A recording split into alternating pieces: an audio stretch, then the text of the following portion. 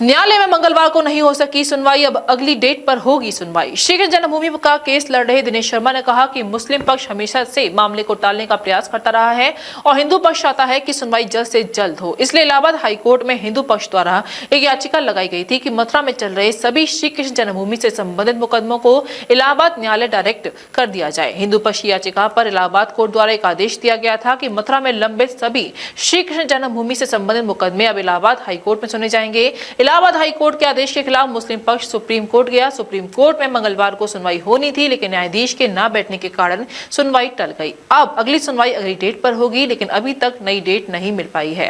दिनेश शर्मा ने कहा कि मुस्लिम पक्ष हमेशा से बिना सबूत के आधार पर इस मामले को लंबा खींचना चाहता है, क्योंकि मुस्लिम पक्ष को पता है कि यहाँ पर मुगल शासकों द्वारा अवैध कब्जा किया गया था। इसलिए वह अवैध कब्जे को काबिज रखने के लिए इस प्रकार अपन न्यायालय में अपील करता रहता है। इलाहाबाद हाईकोर्ट द्वारा सर्वे का ऑर्डर हो चुका है। उस सर्वे को रोकने के लिए भी मुस्लिम पक्ष ने बहुत प्रयत्न किए, लेकिन सुप्रीम कोर्ट ने भी मुस्लिम पक्ष को लौटा दिया और कहा कि इलाहाबाद हाईकोर्ट का फैसला सबूत के आधार पर किया गया है।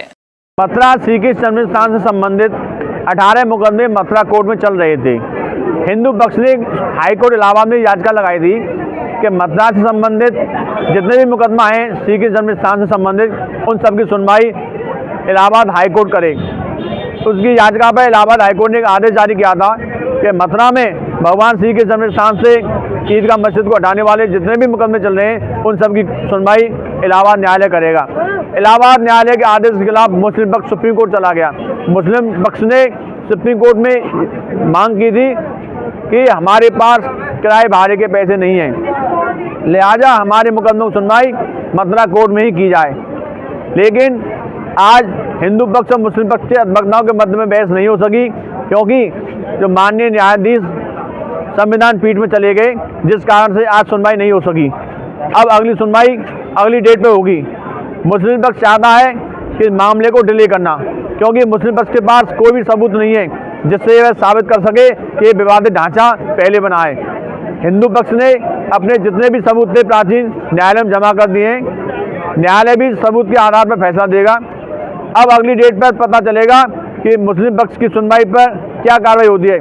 हिंदू पक्ष चाहता है कि सुनवाई इलाहाबाद हाईकोर्ट में हो और मुस्लिम पक्ष चाहता है कि सुनवाई मथुरा में हो। आज सुप्रीम कोर्ट में सुनवाई नहीं होने के कारण अब अगली सुनवाई अगली डेट पे होगी।